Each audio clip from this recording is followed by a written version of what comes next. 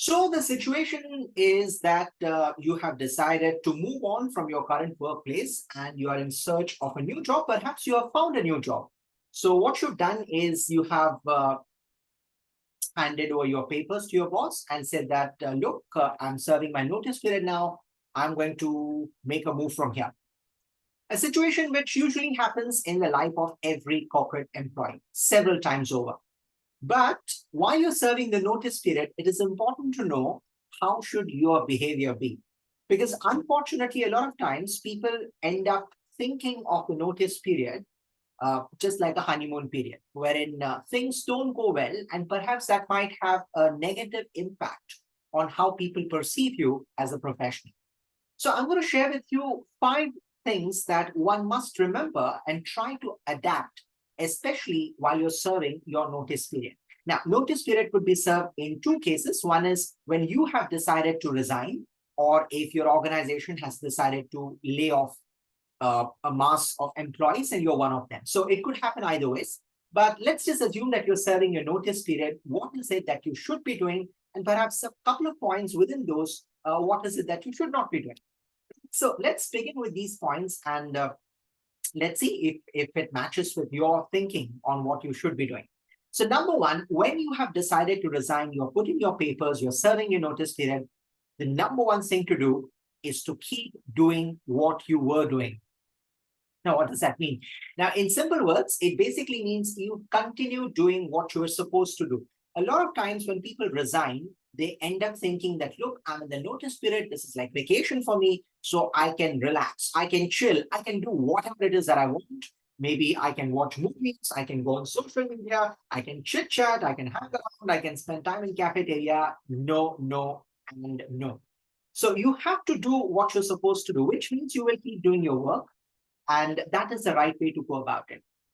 Because when you are a professional, unless you step out of the company completely, you will still continue to do your responsibility properly. And that is something which every professional would always remember and deliver. So do not think of this as a period of vacation. You can think of it as a time where you are moving out of the company completely, but at the same time, you are fulfilling your responsibilities before you do that. And that brings me to point number 2, is to ensure a smooth handover. Now, what does that mean? For example, if you're in the job role, let's say, of an accounts executive, and you have been handling accounts for your organization, and you're about to move out of the company now, someone else will fill in your shoes. So now it becomes your responsibility to a certain extent that you train the new person on what is expected in the job role.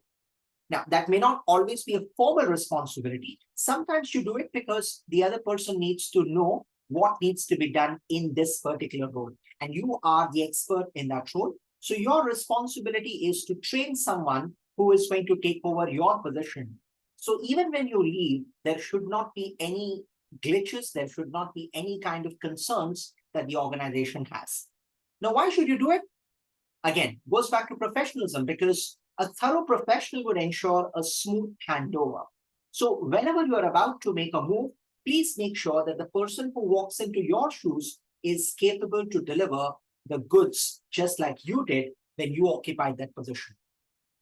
Number 3, this is a great time to collect references. So talk to the people in the organization. It could be your immediate reporting manager. It could be your team members. It could be the human resources team, anyone in the organization who can talk good about you. So collect reference letters, ask them to recommend you on platforms like LinkedIn, because you are building and capitalizing on the relationships that you have in the current organization. Will you be requiring these recommendations, the reference letters immediately? Possibly not. But this is a future investment that you're doing, and you're trying to leverage your relationships by collecting these recommendations and references. Number 4, take care of documentation. Now, a lot of times when you are about to join a new organization and you're quitting the earlier one, there is a lot of documentation that you need to cater to, which means you need to complete all the formalities well. So do not leave it till the last day. Unfortunately, a lot of people think that on the last day, everything will be fine, but you never know. So start with the process at the earliest possible. Perhaps you might want to talk to your reporting manager as well as the human resources team and understand what is the procedure that you need to follow. What are some of the documents that you need to submit? What are some of the documents that you need to collect?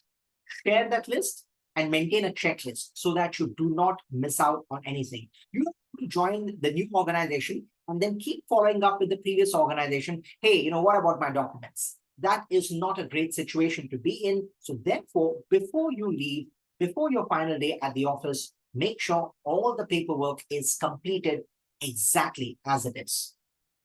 Number 5, and the final point is plan your future. What is plan your future? Well, you've already taken the decision to join a new company, isn't it? But that's not sufficient by itself. You need to ask yourself a couple of questions. First and foremost is, when I'm going to join the new company, what are some of the skill sets I'll be required to acquire to make a smooth transition in the new company? Now, this is the time where you have some time to think about these things in greater depth. Similarly, you can also think about any courses that you need to do, any seminars or conferences that you need to attend. Also, how is your future looking from this point in time? How does your next 5, 10, 15 years look? Now, it's difficult to anticipate exactly how your career would transition, but there are a few things that you can surely think about. And at the same time, don't forget to say goodbye to your old pals and colleagues, and of course, your manager. Do not leave an organization on a bad note. Very, very important that you say goodbye to all the people who have helped you, work with you, and you make a smooth transition from the previous company in a very cordial manner. Will it always be possible? Sometimes it may not be, especially if the situation is where you have been laid off and therefore there are certain emotions which are out of place. That can happen. It's very human that it will happen. But nonetheless, try your best to put up a smile on your face and say goodbye to everyone, because you never know when would you require help from other people. So it's important that you always make a move from the previous organization on a happy note and say a thank you and demonstrate gratitude before you leave the organization. So these are the top 5 tips that I would like to share with you. Here they are. Number 1 is keep doing your work diligently till the final day. Number 2, ensure a smooth handover. Number 3, collect references, including recommendations. And number 4 is take care of documentation. There should be no paperwork left as you make a move. And finally, plan your future. And yes, the bonus point, don't forget to say goodbye to all the people who helped you, because you might need them in the future. So build bridges, don't burn them. That's all from my side. Thank you so much for listening. And I'll see you again sometime very, very soon. Bye-bye for now.